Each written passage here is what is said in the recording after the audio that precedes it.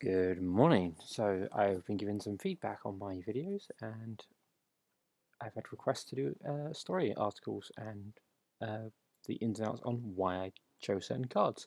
So I'm going to do that. I'm going to go through one of my favourite decks, if I can find it. Here, Vadrok. Vadrok is a 100 card singleton deck. This one's entirely, this is called what is known as Superfriends, so it's mostly planeswalkers because the Rodan, the Tidal Wing Fury, aka Vadrok Apex of Thunder, allows you to cast non-creature spells. Some of the best non-creature spells in the game are Planeswalkers, so I looked into it a bit. He is the Primeval, I think is the name for them. It's never actually, the apex creature of the can't remember the name now. The Rogren triome of Ikoria, so he's the apex predator of that area. So he's an elemental dinosaur cat, which sounds like most cats that I know. So blue, white, red, which, let's be honest, is basically the colours I always pick anyway, and he does exactly what I want to do, which is mutate, cast spells from graveyard. And so for that case, we have ourselves, if I can, a little trick for those who don't know, you can actually split your arena list like that. Makes it a lot easier. So we have Rodan Tidal Fury, we have Sea Octopus for another mutate trigger. Same again for Lord Dracus, Cub Warden, Orpikeet, Majestic Oracorn, Dreamtail Heron, Flashing Short Strike, and Archipelago. They're there so I can try and do Rodan triggers more, because unfortunately a non-creature based deck that requires mutation, it's a fine line to walk between not enough creatures and too many. So there's also you'll notice a distinct wall of 3-drops. Again, his ability requires you to play 3 or less mana non-creatures, so that's where I put most of them. So we have Teo. Actually, I wonder if this works. Go on this journey, see if this works. It does! Excellent! Today I learned. Cool, so we have Teo, which is great because it protects me from targeted spells. Teo is a native to Golbakan, which is a desert planet where the sand is diamonds, and so sandstorms absolutely F you up. Basri is a native from Amonkhet, another desert planet, which is Reed, Egypt, the Egypt analogue for magic. He's the paladin of the now deceased god Ketra, but his belief still carries enough of her power that he's still a paladin, he still goes.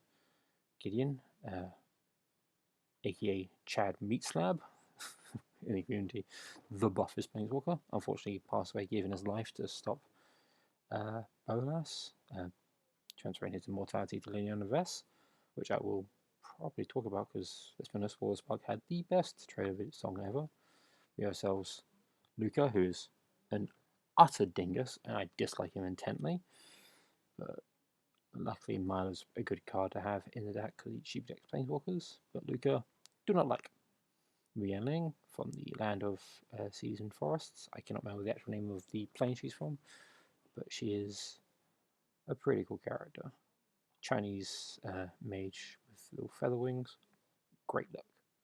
Nosset, a native to Tarkir. She is, in fact, one of the old timeline Khans, but in this timeline she became a Planeswalker and has ruined formats ever since. She is not a remotely fair card. Will and Owen, the Scottish twins from Eldraine. These two are literally Hansel and Gretel. They are great. We love them. And Will, Scholar of Frost, has never been cast in my decks. I just cast Rowan. I should get around to doing that more. Also, voiced by Billy Boyd in his actual accent, and that is great. Tibalt, Rakish Instigator, stops life gain, which is all I need him to do. Also makes Devils, which make great mutation targets. Also, the best dressed Planeswalker. And now my queen, my love, Chandra Nala, who I will use, as you can see, every copy I can attack. I love Chandra. I love a character whose impulsiveness is done in a way that I can understand, because as someone who's ADHD and autism, impulsivity is kind of a thing. So I understand why she is the way she is. and I love her because she is a pansexual hot mess and a disaster waiting for a place to happen. She's great. Dovin, who is the basically complete opposite. Cold, calculating, completely lacking in any sort of emotional thing, and willingly chose to follow a fascist dictator. So, not a cool guy. Although they make tokens for, again, mutation shenanigans. It's Healy. We have ourselves a Arterissa from Kaladesh. She's great. She is steampunk and beautiful and everything great. We love Healy. Nico, a non-binary planeswalker, is great. Also one of the few planeswalkers to become a planeswalker through not death or near-death experience. They planeswalk because it basically broke reality, which is neat. They were destined to win every fight, so she lost one. They lost one on purpose, and they planeswalked because they broke reality. It's great. The Wanderer, who I don't have a clue about by design, they don't tell us anything. Tasmina, a teacher from Strixhaven. She's cool. Attack from other planeswalkers. Although, yeah, if I have to cut a card, she's probably high on my list. Kura, native from Zendikar. She makes so many problems worse. She's the impulsivity of the sea kind of blue, but she's quite cool. Teferi, best dad. A time traveling, but time manipulating planeswalker, and fond of firing things out of reality and back again. And this is slightly older self. Again, Narset, we discussed. Oh, I didn't discuss where Tybalt from. Tybalt is from Innistrad. Chandra is from Kaladesh as well. Dovin is from Kaladesh. And Zay's from Kaladesh. Nico is from Theros, the Greek-inspired plane. Kaladesh is the India diaspora kind of thing. We have Sarkhan from Tarkir, who is now an orphan of time. He's from a Tarkir that no longer exists. And there's Chandra again. Chandra again. I like my Chandras. Ugin, a Elder Planeswalker from, again, he's not from Tarkir, he's from Dominaria, but he calls Tarkir home because that's where he found his home, which I completely understand. You can be born somewhere but not call it home quite easily. So, I like that.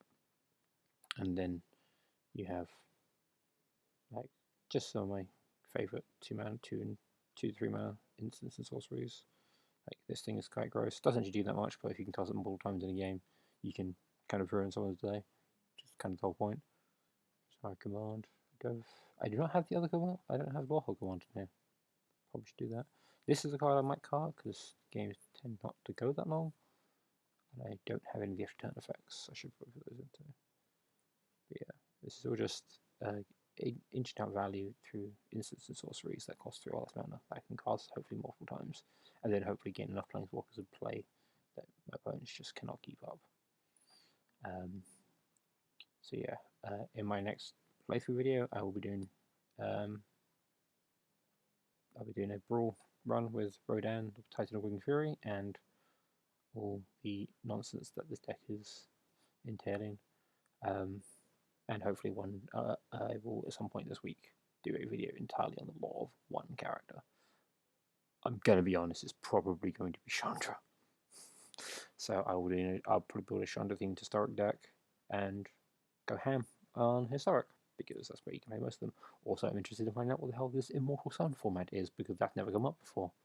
So, ladies and gentlemen, boys and girls, people of all identity, genders and flavours, thank you for joining me on me talking nonsense about this mess of a deck.